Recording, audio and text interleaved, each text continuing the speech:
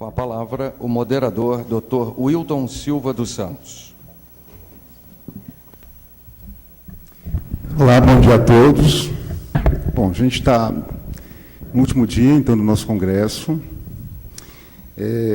A gente tem uma sequência, então, de atividades hoje, que é palestra, um painel e uma conferência, como todas as outras manhãs. Então, a palestra de hoje, a gente tem como convidado o Dr. Miguel Fontes, que é um doutor em saúde pública. Ele é um consultor de marketing social de diversas empresas, de SESI, Caixa Seguros. Está hoje aqui de manhã para dividir com a gente sua experiência com esse tema, né, de marketing social. Nós tivemos uma palestra no início do congresso sobre educação, né, e promoção de saúde. Nós, então, vamos tentar fazer essa ponte, digamos assim, entre o marketing, que foi até citado nessa palestra, nos utilizando dos conhecimentos, então, do professor, do doutor em saúde pública aqui, que é o doutor Miguel Fontes. Então, tal como nos dias anteriores, as perguntas serão feitas por escrito, serão direcionadas a mim aqui na mesa, e a gente vai ter, então, aqui uns 40 minutos, né, para ouvir, então, o doutor Miguel. Bom dia a todos. É um prazer estar aqui podendo compartilhar as ideias do marketing social com vocês. Venho trabalhando na área do marketing social há mais de 20 anos e gostaria de dividir a minha apresentação em 3 momentos. O primeiro momento, contextualizar um pouco o que está acontecendo no Brasil em termos de mudança social, né? Porque nós falamos de marketing social, mas o que é o social, né? Porque até muito pouco tempo a gente tratava o social como uma questão caritária, né? O que nos remetia à ideia do social? Ela nos remetia exatamente a isso, né? A uma ação filantrópica, a uma ação caritária. Pouco se pensava no social como uma questão de investimento, né? Assim, existe algum conceito que a gente pode trabalhar em termos de social como real investimento com retorno, né? Porque investimento requer retorno. E, gente, o que acontece? Nós estamos num momento, né, por isso que eu gosto muito desse tipo de encontro, desse tipo de palestra com profissionais como vocês, porque nós estamos num momento revolucionário da sociedade brasileira, né, revolucionário. Em termos de saúde pública, nós estamos num momento revolucionário. Revolucionário por quê? Por transformações que nunca ocorreram, da magnitude que estão ocorrendo agora no Brasil, nos 500 anos da nossa história. E está mudando completamente a forma de se ver a questão social. Se a gente pegar os anos 70, 80 e 90 no Brasil, não tinha muito espaço para o social, porque a palavra-chave, aquele pessoal que viveu aquela época, né? Eu acho que alguns de vocês viveram como eu. A palavra-chave, engraçado, né? A palavra-chave hoje da questão ambiental social, se eu perguntar para vocês qual é a palavra-chave do que está na mídia, do que a gente vê, é sustentabilidade, né? É uma palavra-chave que a gente trata o tempo todo no conceito de sustentabilidade. Mas qual era a palavra-chave nos anos 60, 70 e 80 em fóruns como esse? Estabilidade, né? Vocês lembram da questão da estabilidade política, da estabilidade econômica? Vocês terem uma ideia, nos anos 80, nós tivemos uma inflação agregada em 10 anos de 500 bilhões por cento. Só perdemos da Argentina, que teve um nível de inflação de 1 trilhão por cento. Então, a palavra-chave era estabilidade, estava todo mundo correndo, né? Você pegava o seu dinheiro do seu salário, você corria para o banco, para você poder pegar um overnight de 1%, para você se proteger. E a palavra-chave que nós vivíamos dentro da nossa família, dentro do nosso dia a dia, era estabilidade, né? E hoje nós falamos de um outro conceito, sustentabilidade. E por que sustentabilidade, então, é fundamental, né? Como é que nós definimos o conceito de sustentabilidade? Nós sabemos que a questão da sustentabilidade, né, como foi preconizado no seu início, era uma questão de sustentabilidade ambiental, né? Proteger os recursos de hoje para que eles possam ser usados continuamente amanhã, né? Para que gerações futuras possam usar esses recursos amanhã. Então, nós precisamos usar os recursos de hoje de forma sustentável. Então, ambientalistas, a questão do meio ambiente se tornou uma perspectiva, sim, de investimento. Quem se lembra aqui de Cubatão?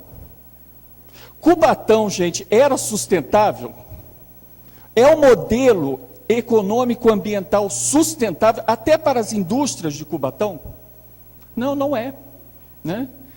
Então, na questão ambiental, se tornou uma prerrogativa que sustentabilidade ambiental é uma questão de investimento. Eu não estou fazendo ecologia por ser bonzinho, por eu gostar só do passarinho, por eu gostar só dos animaizinhos. Não, nós estamos trabalhando, além disso, tem importância isso? O Greenpeace tem sua importância? Tem muita importância. Mas é só isso? Não, é porque é uma questão de sustentabilidade ambiental e econômica. E aí é que pega o fio da meada que eu queria conversar com vocês hoje, né? Que a gente esqueceu de falar sobre sustentabilidade humana. O que seria a sustentabilidade humana? Porque se a gente fala sobre o nível de evolução, de desenvolvimento que a gente quer ter,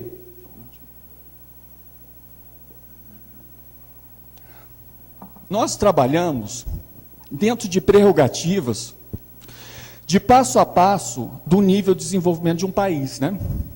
Então, por exemplo, um país com extrema miséria, você precisa dar um passo em termos de extrema miséria, para que você possa ter uma sociedade mais equilibrada, mais equitativa. Mas depois que se resolve a questão da miséria, qual é o próximo passo? Os serviços públicos, os serviços sociais, né? E qual é o próximo passo? Consumo e trabalho. Então, a gente começa a ter uma prerrogativa, né, principalmente as mulheres hoje no Brasil, do consumo e trabalho. Mas é só isso, gente? É para isso que a gente vive? É esse nível de desenvolvimento que nós queremos chegar? Pobreza extrema, necessidades sociais básicas, consumo e trabalho?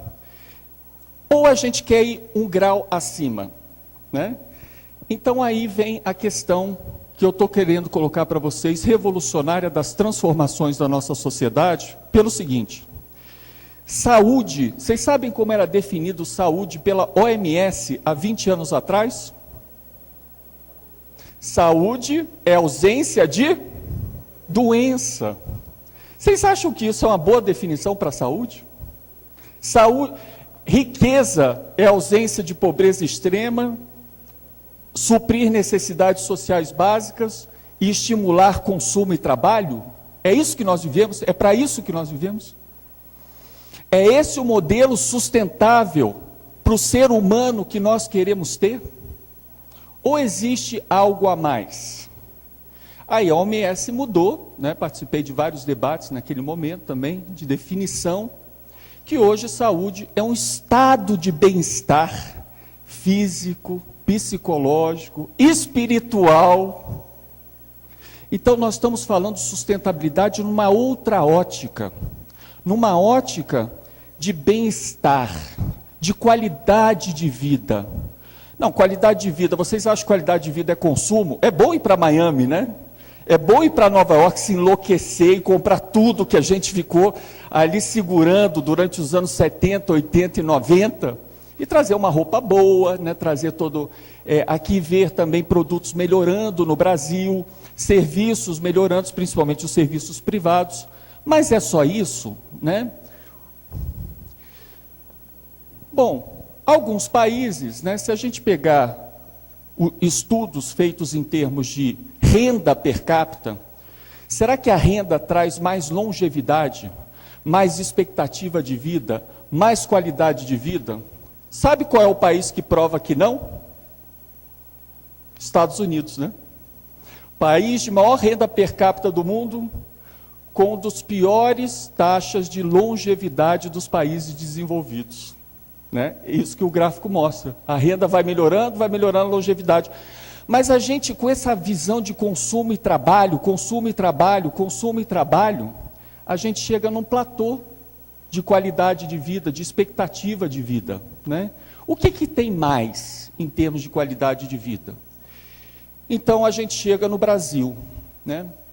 E o Brasil, então, se eu pudesse escolher uma coisa que eu fosse falar da minha apresentação para vocês levarem para casa, é vocês visualizarem a grande transformação demográfica que nós estamos passando no nosso país, sem antecedentes. Para vocês terem uma ideia, em 99, nós tivemos o maior número de bebês da nossa história. Vocês sabiam disso? Entre 0 ano, 2 anos e 365 dias. Foi o maior número de bebês que nós tivemos na nossa história. Sabiam disso? Mas isso não é o surpreendente. Esse não é o maior fenômeno. É que nunca mais na nossa história nós vamos ter o número de bebês que nós tivemos em 99. Vocês sabiam disso? Nunca mais o Brasil vai experimentar o número de bebês que nós tivemos em 99. Então nós estamos passando o que a gente queria de estabilidade econômica, política e social nos anos 70, nós estamos passando agora, e nos nossos olhos, na nossa frente, sem perceber, 3 revoluções socioambientais na nossa casa, no nosso dia a dia, que é a transição demográfica, a transição epidemiológica e a transição ambiental. E para mim, a mais revolucionária no Brasil hoje é a transição demográfica. Deixa eu ver se eu consigo mostrar por quê. Esse gráfico aqui do IBGE, nesse site, para mim, ele mostra a magnitude, e eu quero que vocês respirem fundo. Vamos respirar fundo? Porque o que vocês vão ver agora, eu espero que vocês levem para toda a carreira de vocês. Vocês estão vendo esse gráfico da esquerda? O que é isso aí? É uma pirâmide demográfica, né? De 1980. Do lado esquerdo são os homens, do lado direito são mulheres, né? Uma pirâmide. Lembra quando a gente era menino estudar a pirâmide demográfica? Por que é pirâmide? Porque a base, né?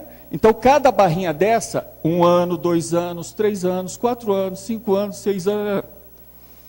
Cada barrinha dessa corresponde a um segmento, então, da faixa etária. A base é bebê, criança, jovem, maduro, idoso. Não é? Uma pirâmide. Eu vou apertar o play desse gráfico. Esse play vai passar no momento de hoje e vai nos levar a uma projeção, vou enfatizar isso, hein? Vai nos levar a uma projeção conservadoríssima do que vai acontecer em 2050. Gente, 2050 parece distante, né? Mas lembra quando a gente era menino que o ano 2000 parecia que nunca ia chegar? Lembra que a gente era menino, olhava para o ano 2000 e falava, gente, graças a Deus, né, faltam tantos anos para o ano 2000, porque esse ano nunca vai chegar. E chegou rápido, né? Passou, já estamos assim, entrando com tudo. Gente, respira fundo e navegue por essa pirâmide demográfica do Brasil, do que está acontecendo na nossa frente nesse momento. Estamos chegando no ano 90. O ano 2000 nunca vai chegar e chegou. Passamos pelo ano 2000, estamos agora chegando na nossa década, ano 2010, e agora vamos projetar em modelos conservadoríssimos o que vai acontecer. 2020, 2030, vamos chegar agora a 2040,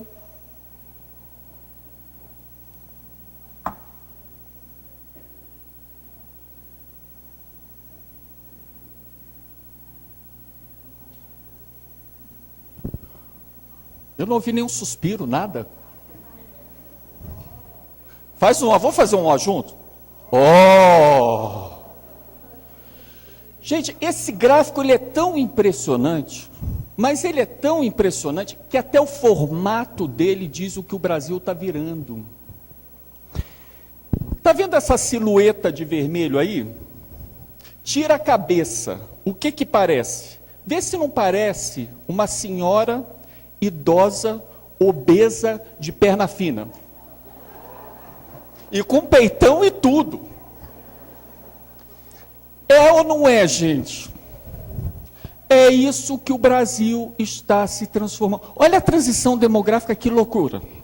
Vamos lá, senhora. A partir dos 20 anos, nós temos um desequilíbrio de gênero na nossa sociedade hoje. Por quê? Nascem mais homens que mulheres no Brasil, sabia? Temos mais bebês homens do que mulheres. A partir dos 20 anos, eu não vou mostrar esse gráfico, mas eu posso mandar para vocês depois, muda a relação de gênero, começa a ter uma superpopulação feminina no Brasil. Por que os homens estão fugindo do país, não querem casar? O que é que está acontecendo?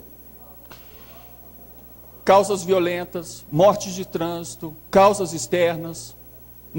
Quase 90% dos casos, né, de homicídios são entre homens jovens. E no que nós temos, então, em termos de demografia no Brasil? A partir dos 30 anos de idade, você sabia que nós já temos 8 milhões de mulheres a mais do que homens no Brasil? Vocês sabiam disso? Gente, aonde eu vou tem mulher. É mulher para tudo que é lado. Eu vou na Avenida Paulista, é mulher, mulher, mulher, mulher, mulher. Eu vou no restaurante, mulher, mulher, mulher, mulher, mulher. Principalmente na minha faixa etária. E graças a Deus as mulheres não estão matando cão a grito, né? Não estão assim pegando, elas já estão formando seus grupos para se satisfazer de outras maneiras, sem um relacionamento. Nós temos hoje então no Brasil uma superpopulação de mulheres, tá? Por uma questão de machismo, por uma questão cultural, e aí vamos começar a falar de marketing social, valores da sociedade que precisam ser transformados porque tem implicações diretas na saúde pública. Senhora idosa, estão vendo? A idosa, o idoso? As pessoas estão vivendo muito mais, mas é assim, cada censo que vem do IBGE são 4 anos a mais, 5 anos a mais, só que a mulher vive 10 anos a mais do que o homem no Brasil, né? Isso também cria um desequilíbrio. Então, o que acontece? Você acha que com essa perna fina dessa senhora, é sustentável essa silhueta demográfica que nós temos? A Previdência aguenta? Então você tem uma sociedade que a perna está afinando, nós estamos inchando e estamos tendendo para o lado feminino. Não dá, gente. Isso é questão de visualizar algo que está na nossa cara. A pergunta é simples. Quem aqui tem 3 ou mais filhos, levanta a mão. Gente, como é que seria nos anos 70? Eu tenho 3 filhos. Vocês que têm 3 filhos vão saber, né? Quando você fala que tem 3 filhos, como é que o pessoal te trata? Uma de 2 formas. Olha para você e fala, coitado. Né? Ou aqueles que querem te motivar mais, falam assim, pô, corajoso, hein? É ou não é? Não é isso? Gente, se essa opção de saúde reprodutiva tivesse sendo feita por uma questão mesmo, assim, muitas vezes, por entender, né, que é difícil a situação e tal, mas a gente sabe que uns mais jovens, quando eu converso com meus sobrinhos, quando eu converso com, né, eu tenho 13 sobrinhos, nenhum teve filho até hoje, 3 são casados, né? É uma opção de consumo, vamos lá. Tem sim uma causa determinante chamada consumo e trabalho. Lembra aquelas faixas do desenvolvimento que eu coloquei? Eu nem vou entrar nessa seara, porque muita gente fala, hoje é mais difícil ter filho que antigamente. Eu acho mentira, minha opinião. Eu acho hoje mais fácil, em termos de estrutura, ter filho do que quando minha mãe teve. Eu fui o 5º filho. Quando eu cheguei em casa, eu lembro até hoje da maternidade, eu era recém-nascido. Meu pai e minha mãe olhou para o quarto e falou o seguinte, Olha, meu filho, ali está a fralda, ali está a mamadeira, esse é teu berço, você se vira, tá?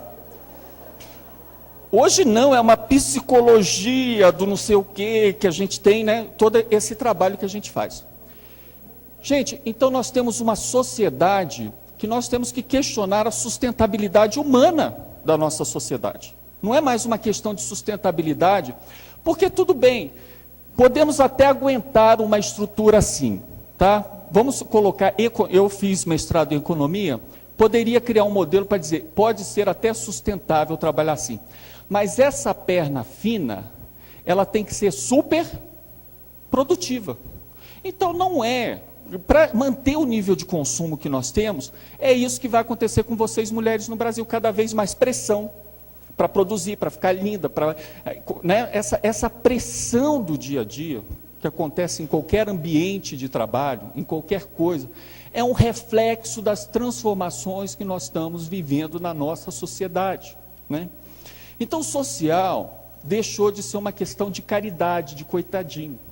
Social tem que estar na agenda, né, na agenda principal dos órgãos governamentais, das empresas, porque se você tiver um profissional estressado, acabado, isso não se sustenta, porque não é uma questão só de salário, não é só uma questão de não ter doença, né? Eu acho que a unidade médica, né, e de saúde, cada vez mais saúde, né,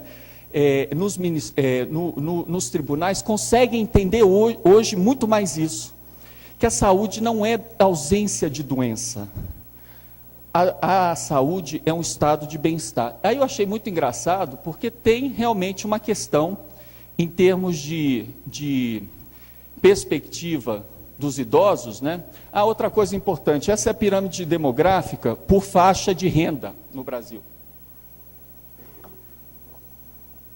O maior segmento da nossa população hoje, tá? São crianças de 10 anos de idade, vivendo em famílias até 1/4 do salário mínimo, tá? São 6 milhões de crianças com 10 anos de idade, vivendo em famílias de 1/4 do salário mínimo. Então, não só a perna está afinando, como a perna que está ficando, os músculos que estão ficando, é de baixa escolaridade, baixa renda, baixo tudo que vocês puderem imaginar. Então, se a gente não cuidar do social de uma forma transformadora, a saúde de uma forma transformadora, de estilo de vida, de bem-estar, de qualidade de vida, não se sustenta. Então, o que acontece? Lógico que nós temos um segmento que tem renda, que mudou o parâmetro do vovô e da vovó, né? Lembra que o vovô e a vovó era assim? Né? Esse é o nosso parâmetro. Gente, vocês sabiam que no Ministério da Saúde eu faço alguns trabalhos lá? A maior incidência hoje de AIDS está em população acima de 50 anos, vocês sabiam disso, né? Incidência. E muitos homens com 60 anos estão descobrindo a sua homossexualidade, viu? Passaram no armário até os 60, e nos 60 estão botando para quebrar. Gente, o parâmetro de idoso está mudando tanto, né? Então, assim, que essa era a visão que nós tínhamos do idoso. Aconteceu até um fato inusitado, eu estava no Rio de Janeiro,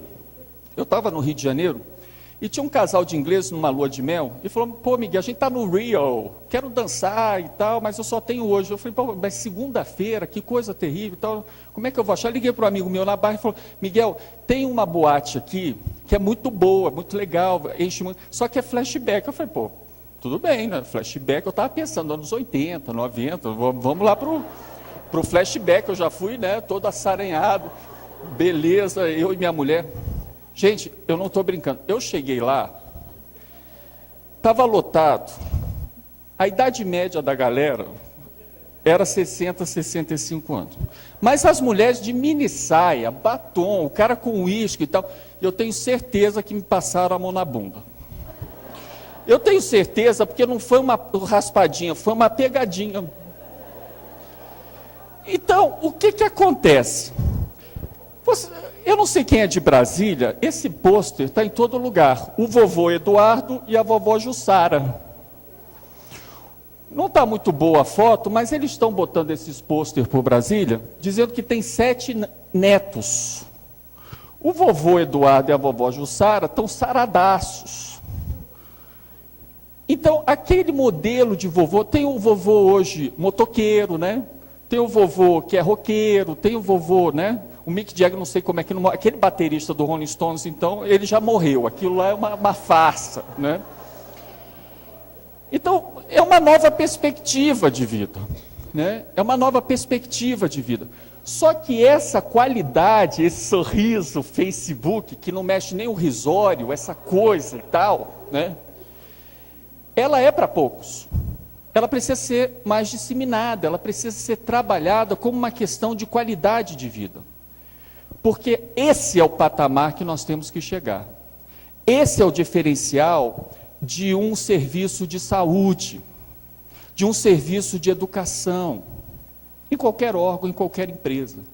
Não dá mais para atender necessidade básica, atender doença, atender, né, o reflexo ruim do consumo e do trabalho. Vocês sabem que a questão do consumo hoje, em termos mentais, é uma bomba, né? Temos do crédito, temos do sofrimento humano que causa. Gente, a minha mulher trabalha na Caixa Seguros, né? A gente está vendo casos de suicídio, né? Pela primeira vez eu não via isso, né? Fui buscar, o sujeito pulou lá do 11º andar. O que é que está acontecendo? É um caso isolado? Espero que sim. Mas existe algum reflexo dessa transição que a gente está vivendo mais? Mas a pergunta é, se no lado da redução da pobreza extrema, do suprimento da necessidade social básica, do consumo e trabalho, nós estamos conseguindo suprir quantidade, né, mais longevidade, ter mais, será que isso está vindo com mais qualidade? E qualidade vem como, né? E aí também a questão da transição epidemiológica, vocês sabem hoje que quem mata hoje não é o vírus, não é bactéria, tadinho, né? Hoje o vírus e bactérias se tornaram irrelevantes praticamente. Quem é que mata hoje? O que mata hoje? É o ser humano, né? É ele mesmo, é o que ele faz com ele mesmo, é o que ele faz com a outra pessoa. Tudo, né? Doenças cardiovasculares, os aspectos piores da diabetes, tudo isso tá relacionado ao quê? E o estresse também, todas essas perspectivas, né? Em função do quê? Do comportamento humano, do bullying em crianças. Isso tem aumentado, o estresse tem aumentado. A obesidade tem aumentado, 51% da população brasileira está de sobrepeso e 14% em obesidade mórbida. Gente, nos anos 70 e 80, o nosso problema era o quê? Má nutrição. E agora é a supernutrição. Então, como que a gente vai vendo essa transição epidemiológica? Eu poderia falar muito mais da transição epidemiológica, me ative mais a transição demográfica, porque a gente não tem muito mais tempo, né? Porque agora eu quero falar sobre respostas, né? O que fazer? O que investir? O que se pensar, né? Mas pense nisso, gente, 3 transições acontecendo ao mesmo tempo. Transição demográfica, transição epidemiológica e transição ambiental. É muita coisa. Estamos preparados para enfrentar isso? Num congresso como esse, temos que questionar isso. Qual é a mensagem que vocês levam para casa de vocês, para o trabalho de vocês, em termos de ter iniciativas que possam promover a qualidade de vida, né? Porque não é sustentável os parâmetros que nós temos epidemiológicos hoje no país, tá? Então, o que acontece quando a gente fala de aspectos de produtividade relacionados à cultura e lazer? Eu vou passar um pouco mais rápido algumas coisas, né? Mas em termos de produtividade, lembra da perna que eu falei que precisa ser mais produtiva? Todos os parâmetros de produtividade estão mudando, né? Então, qualidade de vida não é mais uma questão subjetiva. Não é mais uma questão de eu estou feliz. Está relacionado diretamente à produtividade e à sustentabilidade econômica, ambiental e social de um país. Não é mais um jogo de quermesse. Não é mais uma questão de primeiras damas. É uma questão de profissionais como vocês, competentes, que querem fazer projetos que mudem realmente a realidade, transformem a realidade e que haja uma nova forma de se ver essa realidade, porque nós sabemos, por exemplo, eu tenho projetos em questão de machismo. O machismo está associado, sim, a menor uso do preservativo. O machismo está associado a maior violência. Então tem questões aí culturais, questões de valores, que nós precisamos questionar, porque nós não podemos mais nos dar ao luxo de ter esses valores, entende? Então, não é só uma questão... Eu sou uma pessoa que trabalhou muito em direitos humanos, eu adoro direitos humanos, adoro as questões humanitárias. Tem o seu valor? Tem, é isso mesmo, né? A questão do machismo é uma questão humanitária, mas o que precisa se entender é que no ambiente de trabalho, né, esses valores, eles são daninhos também à produtividade. Existe um raciocínio econômico por trás deles. Então, muito da definição de produtividade, antigamente, era uma questão de supply of labor, oferta de mão de obra e educação, não era isso? Né? A produtividade estava relacionada ao nível de escolaridade, ao nível de competência técnica de um trabalhador, né? E a mão de obra, né? e a oferta de mão de obra.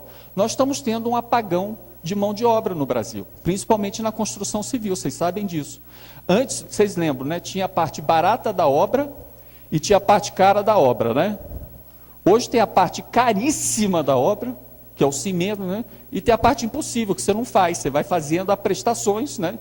Então uma reforma demora 20 anos para você fazer, parece os castelos medievais que levavam 20 anos para ser feitos. Então, nós estamos tendo um problema também de mão de obra. Mas o que se incorpora hoje à noção de produtividade é a questão do range of social, psychological and cultural factors, lembra do machismo que eu falei? That underline and condition economic attitudes and behaviors. Quer dizer, são questões, fatores sociais, psicológicos e culturais que determinam a condição econômica das atitudes e comportamentos. Tudo é uma questão hoje, então, de atitudes e comportamento. Tudo. Né? Determinantes sociais. Educação faz diferença? Faz. Renda faz diferença? Faz. Mas a atitude e o comportamento faz toda a diferença. Né? Então, o que é marketing social, gente? É intervir na atitude e no comportamento. Né? Marketing não é interferir, se eu falar só de marketing, não é interferir em atitudes e comportamentos para compra, né? Agora não, agora temos que fazer isso também na área social, porque não é uma questão mais para médico só, não é uma questão de vacina só, não é uma questão de fumigar só, é uma questão de mudar os valores, né? O conhecimento, a atitude e a prática das pessoas. Né? Então, o que nós precisamos fazer para mudar esse comportamento? Como fazer estrategicamente, fazer as pessoas mudarem o seu comportamento, atitude e prática? E aí nós começamos a pensar nisso. Não dá mais para ser uma questão de doação, tem que ser uma questão estratégica, essa mudança de comportamento. Né? Hoje a ação de saúde, ela não pode ser uma ação de serviço de saúde, somente. Ela tem que ser uma ação de mudança de comportamento, atitude e valores. Né? Então, como é que isso se define? Se define, gente, num outro patamar de gestão social. É um outro patamar. O que eu dei para vocês foi um contexto de uma revolução que aconteceu no Brasil, que não dá mais para ser respondida com um projeto social, um projetinho social. Nós precisamos realmente de uma intervenção social para mudar esses comportamentos, atitudes e práticas. E para isso, gente, nós precisamos ser estratégicos. Aí eu queria que vocês, outra lição ou outro pensamento que eu queria que vocês levassem com vocês. A ação de saúde, a ação social, ela tem que ser estratégica. Uma palavra bonita que todo mundo ouve, né? Estratégia, parece até o consultor. O consultor, quando vai fazer um planejamento, é um preço. Quando vai fazer planejamento estratégico, é outro preço. Mas qual a diferença de um planejamento e um planejamento estratégico, né? Então, essa é uma mensagem que eu quero passar para vocês, para que fiquem na carreira de vocês, vocês perceberem isso, tá? Gente, eu posso sentar com vocês aqui na sala e nós fazemos um planejamento, né? Tipo assim, um planejamento de atividades. Então tá, Miguel, vamos sentar e vamos fazer um planejamento de atividades para que as pessoas tenham mais bem-estar, para o meu serviço de saúde não só na questão da atenção médica, para eu poder promover, né, com campanhas, ou com momentos, ou com feiras, ou com oficinas, né, novas formas das pessoas se engajarem nessa mudança de comportamento, porque a melhor forma de mudar seu comportamento é quando você se engaja, quando você faz uma pessoa participar de um teatro, ela tocar, ela mexer, ela visitar, ela conhecer a realidade, né? Trazer a comunidade para dentro do seu órgão, do seu tribunal, é fundamental. Porque não dá para ficar num castelo onde todo mundo está naquela pressão de rotinas do dia a dia. É quebrar muitas vezes a rotina. A rotina tem seu valor, mas quebrar essa rotina. Mas o que é o estratégico? O estratégico, gente, é quando a gente define esse planejamento em função dos dados de mercado que nós temos. Não em termos do que a gente está pensando, mas em termos dos anseios que as pessoas têm, né? Então, olha que curioso. Por que se faz, ou se fazia até pouco tempo, nós conseguimos mudar um pouco isso, jogava 8 milhões de dólares numa campanha de prevenção à AIDS no carnaval? Alguém pode me dizer? Eu nunca entendi. Eu acho que eu sou muito ingênuo. Por que se jogar 8 milhões de dólares numa campanha de carnaval contra a AIDS?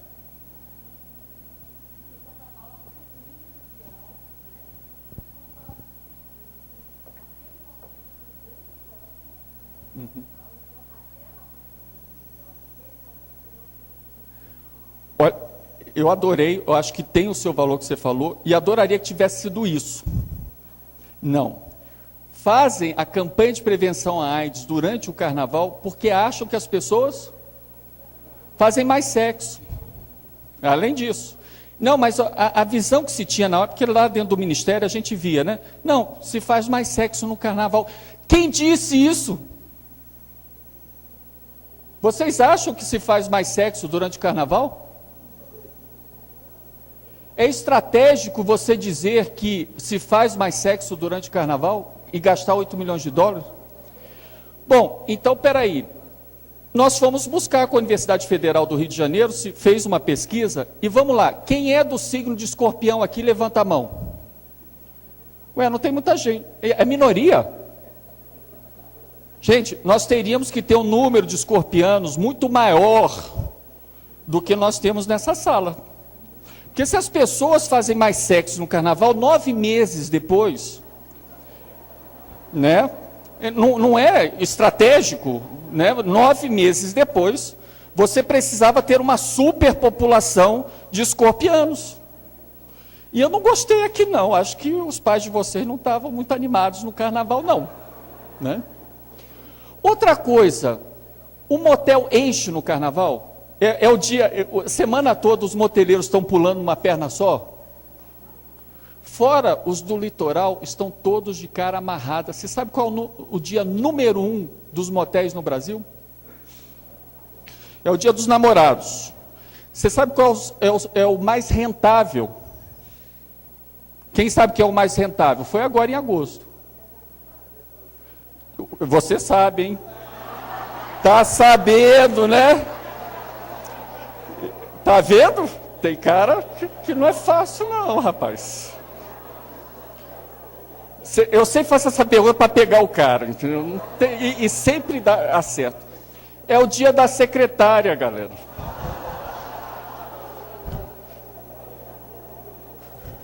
Ó, sai de perto dele, hein? O cara não é fácil, não.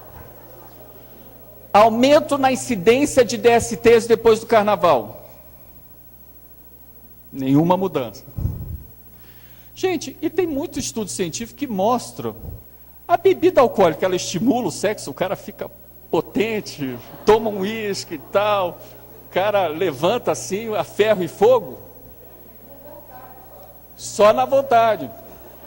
Todo estudo científico diz que o álcool, ele interfere na sua condição sexual. Não é verdade, então. É lógico que precisa de uma campanha de sensibilização, porque é um momento legal, como a colega falou, realmente é um momento. De repente existe mais sensualidade, mas não que isso efetivamente se transforme em sexual. Então, o que é estratégico? É você ter dados, é você ouvir, é você pesquisar, é você consultar o trabalhador, é você consultar o colaborador e você entender qual é a dinâmica de vida que aquela pessoa tem. Então, por isso que o marketing social, a gente se apropria muito da questão do elemento estratégico, e para isso nós precisamos fazer, só queria ver quanto tempo eu tenho para não interferir no tempo de vocês. Já terminou? 5 minutos? Ah, tá. Gente, agora que eu me empolguei, tinha tanta coisa para falar, mas vamos lá. O estratégico é isso. E o que eu passo para vocês em termos de marketing social, então, porque eu só tenho 5 minutos. Muita gente, marketing social é hoje uma ciência que surgiu nos anos 70, na área de que faculdade? De administração? Não, o marketing social surgiu na faculdade de saúde pública, nos Estados Unidos e na Inglaterra. Eu fiz doutorado na Johns Hopkins dos Estados Unidos, em saúde pública, e lá a gente estuda marketing social. O que é marketing social? É a gestão estratégica para mudança de comportamento, para promoção da melhoria de qualidade de vida. Essa coisa de dizer que o marketing social é, por exemplo, o dia do McDonald's feliz, né? Aquele dia Mac feliz. Aquilo é marketing social? Muitos de vocês vão dizer, é marketing social. Não é. Aquilo é um marketing comercial. Por quê? Qual é o produto que eles estão tentando vender com aquele dia? Eles querem dar evidência. O Big Mac, se utilizando de uma promoção social. Entendeu? O que o marketing comercial faz? Eu podia entrar aqui no conceito do que é marketing, definir essa palavra para vocês, não vou ter tempo, né? Mas eu quero alguns fundamentos com vocês. O marketing comercial, gente, basicamente trabalha em transformar desejo em necessidade. Telefone celular nunca foi uma necessidade, foi ou não foi, gente? Foi uma necessidade, eu preciso, eu nasci, se tornou uma necessidade. O marketing conseguiu isso. Ele reposicionou o celular de forma estratégica. Bilhões são usados para esse reposicionamento na cabeça das pessoas, né? Para que as pessoas transformem esse desejo em necessidade. Então, outra mensagem que eu vou deixar com vocês, o que é um marketing social? É o contrário. É transformar a necessidade em desejo. Transformar o exercício físico em desejo. Transformar a boa nutrição em desejo. E como é que nós estamos promovendo essa necessidade hoje sem marketing social? Você precisa fazer exercício físico 3 vezes por semana, no mínimo 30 minutos. Coma verduras e frutas, pelo menos 2 vezes por dia. Isso, e eu estou escrevendo, tá, gente? Isso parece o quê? Receita, gente. É assim que as pessoas vão comprar a ideia do desejo de fazer exercício, de ter uma vida feliz, de uma vida saudável. Quais são os anseios que essas pessoas têm? Então, marketing social, né? É a gestão estratégica para a transformação e promoção da saúde. E como é que a gente faz isso? A gente faz muitas vezes, né, com técnicas sim, de pesquisa tão importantes quanto se faz no marketing comercial. Por exemplo, usar sala espelhada para fazer grupo focal. Pensem nessa técnica, grupo focal, escrevam, vou fazer grupo focal, né? E o que o grupo focal te ajuda? Eu vou dar só um exemplo para terminar, porque realmente assim, eu espero que a partir daqui consultem mais os dados, consultem os sites. Nós temos um fórum de marketing social, tem muitos livros legais de marketing social hoje no Brasil, mas eu quero citar um exemplo. Uma vez nós fomos fazer um trabalho para vocês entenderem o que é estratégico, tá? E o que é linguagem estratégica, a diferença de planejar sem essa estratégia, sem entender a realidade, sem fazer mudar a realidade, né? Porque nós temos um desafio muito grande de transformar esse desejo, essa necessidade em desejo, no momento que a gente tem todo um marketing comercial pregando muitas vezes o contrário, né?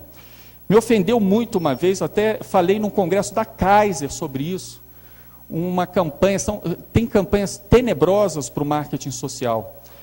Quando da Kaiser tinha um jogo de futebol e tinha o Valdir Pérez, que era um jogo, era meio frangueiro da seleção brasileira lá de 82, mas o comercial ele no gol catando tudo, é o Valdir Pérez e tudo.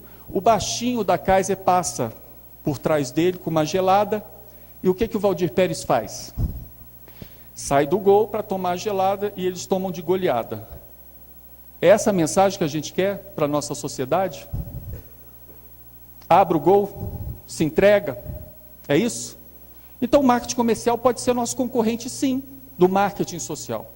Então uma vez nós fizemos um trabalho em Umbanda, terreiro de Umbanda do Ceará. Eu acho que é o melhor exemplo que eu quero passar para vocês do que é marketing social.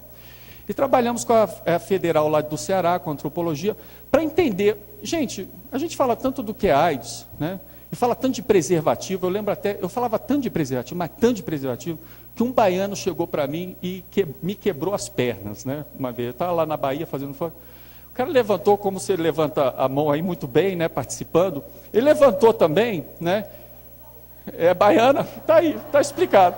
Tá vendo? Sempre um baiano na minha vida. Aliás, fontes vêm da Bahia, né? Então a gente tem uma conexão. Ele berrou no meio do nada, mas não é muita responsabilidade para 30 centímetros de látex. Eu morri de rir, né? Me acabei.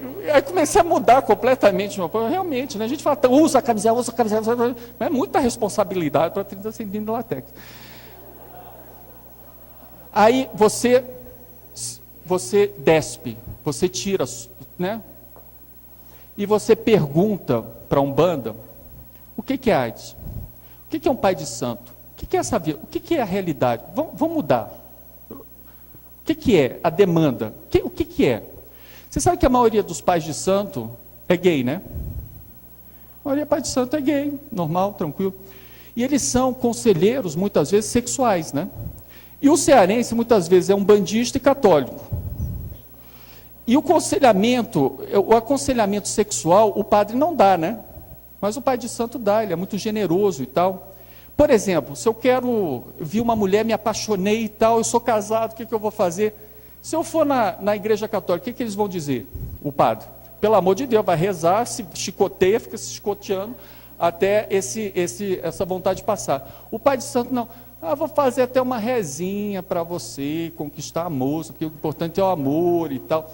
É muito mais generoso, né? Depois você traz, se esculhamba todo, você vai na igreja católica pedir perdão, né? Por isso que você faz os dois. Mas a pergunta que a gente tinha, aí usamos a Mel Inês, que é uma doutora antropológica maravilhosa, para entender o que é AIDS para Umbanda. Gente, você sabe o que é AIDS para Umbanda? É uma pombagira que perdeu o controle. E quando ela entra no teu corpo, o pai de santo não sabe como tirar ainda. Não conseguiram, aí usa a erva para ajudar e tal. Então, qual a única forma de se proteger dessa pombagira? Fechando o corpo contra a AIDS, pedindo proteção a São Jorge o Guerreiro, que tem aquele espadão, né, durão, aquela coisa forte, né? E como é que você protege a espada, né, do São Jorge? Né? Tem que ter uma boa bainha, né, aquela coisa toda, ele degola o dragão, etc, né? Então, gente, foi um trabalho extenso, durante 6 meses, 7 meses, a gente buscando informações da demanda, e a gente tentando assimilar, porque o terreiro de Umbanda é muito barulhento, aquela coisa e tal, e vem para cá e vai para... Mas como é que entra a questão do preservativo, 30 centímetros de látex, como é que essa coisa funciona? Gente, trocando em miúdos, depois desse estudo todo, nós criamos o protetor pombagira, lubrificado com as águas de Iemanjá. E as instruções de uso do protetor pombagira é tudo em linguagem de Umbanda. Fecha o corpo contra a AIDS, aprovado pela Anvisa. Eu tenho até o modelito do negócio aqui, vou ter que passar. Eu posso até passar depois, porque não está passando aqui para frente, eu acho que travou. Isso é marketing social, porque depois nós pesquisamos e vimos que a mudança de comportamento aconteceu, né? Deixa eu só mostrar o Pombagira aqui. Como vocês veem, eu tinha uma palestra aqui para 10 anos, né? Então, deixa eu... vai demorar, porque eu tinha quase um curso feito aqui para vocês. Deixa eu só ver, porque eu acho que é importante vocês verem isso aqui.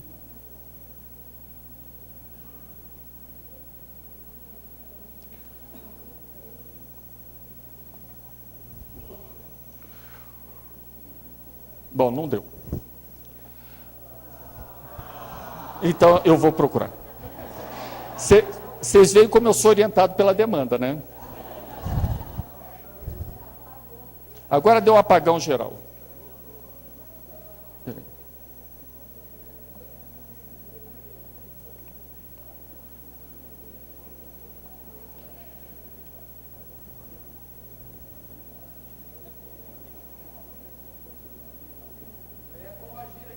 Exatamente. Eu já estou me tremendo todo aqui.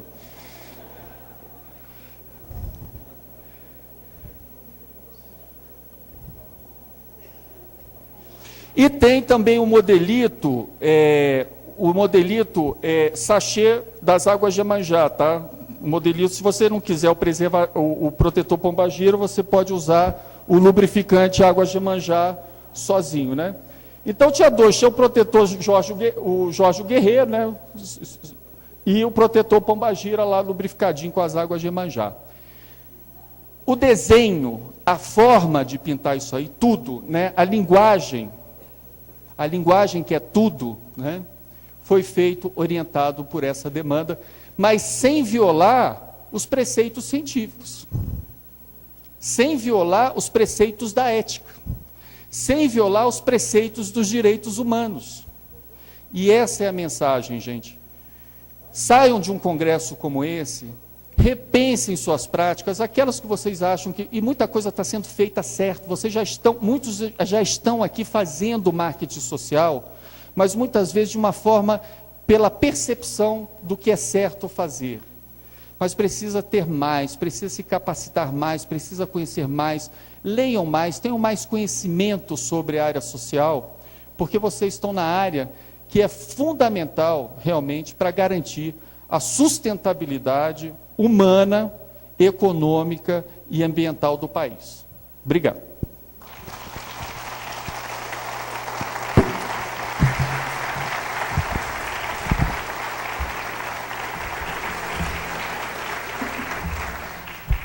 Bom, pessoal, agradecer então ao Miguel pela brilhante exposição. A gente vai abrir 5 minutos para perguntas. Eu teria, assim, só aproveitando a presença do Dr. Miguel, assim, é difícil você falar em transformação social sem incorporar 2 outras palavras muito importantes, que é formação, e a segunda palavra é informação. Então, a gente hoje, eu participo de formação de profissionais de saúde, e a gente vive um dilema muito grande sobre o que está acontecendo na saúde hoje em dia, que é uma crise que veio para ficar, ela é uma crise que vai demorar muito tempo para se resolver. Ela passa por uma questão de formação de profissionais em saúde adequados para a situação que a gente vive hoje. E hoje, assim, as propostas para a formação dos profissionais de saúde para esse século, o nosso objetivo seria formar justamente esse tipo de profissional. Profissionais que possam ser agentes de transformação social. Então, a gente vê o sistema público de saúde tentando identificar profissionais que possam fazer essas intervenções em saúde. O problema grande que a gente tem hoje é que a gente não tem esse profissional, né? A gente não tem um profissional preparado para as necessidades de saúde da população. Então, as instituições formadoras, elas ficaram muito encasteladas, foi essa palavra que ele utilizou, formando profissionais sem necessariamente saber o que a sociedade estava precisando. Na hora que a gente se deparou com as demandas da sociedade, a gente viu que a gente não tem exatamente esse profissional que ela está precisando. Quando a gente insere isso para a realidade de saúde do judiciário, a gente tem um servidor que é, sim, bem informado. A gente pode até ver do ponto de vista de formação, nossa, enquanto profissionais de saúde, para tentar mobilizar ele para as realidades de enfrentamento que a gente tem hoje em dia. Então, a gente tem uma série de coisas para ser mudadas, mas ele sabe, não só sabe, mas ele sabe que ele precisa. O grande desafio nosso é que ele tem que querer fazer, né? Que é esse negócio de você sair da necessidade para o desejo. Então, o desafio que a gente tem não é a constatação da realidade do ponto de vista epidemiológico, mas é fazer com que ele se interesse, que ele queira mudar a realidade de saúde que ele tem. Então, só fazendo esse comentário rápido, e aí, eu não sei se alguém tem alguma pergunta, porque a gente está muito adiantado no tempo. Uma pergunta da plateia. Bom, perguntas. Vamos abrir 5 minutos?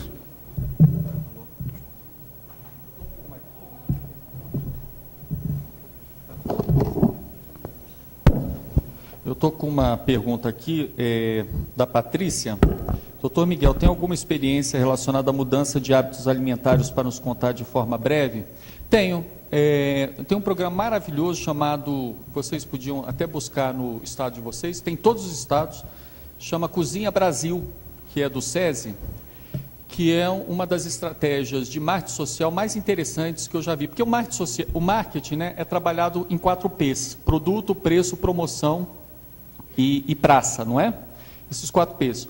Tudo aquilo que chega mais perto da pessoa é praça, né? O que é ponto de distribuição? É aproximar a oferta da demanda. Então, o Cozinha Brasil, ele tem essas vans maravilhosas, né?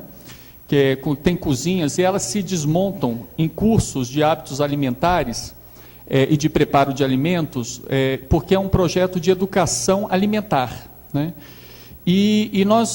Eu fiz a avaliação de impacto desse programa e a característica dele, a linguagem dele é muito fácil, realmente uma linguagem que tem mudado muito o comportamento.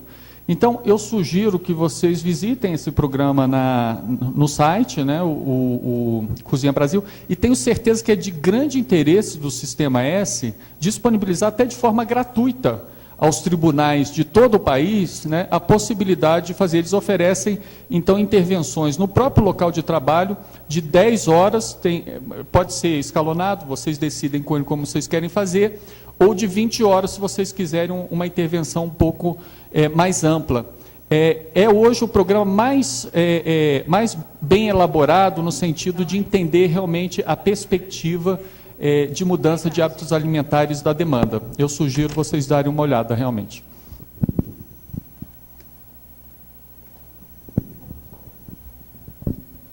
Bem, então, eu queria então agradecer.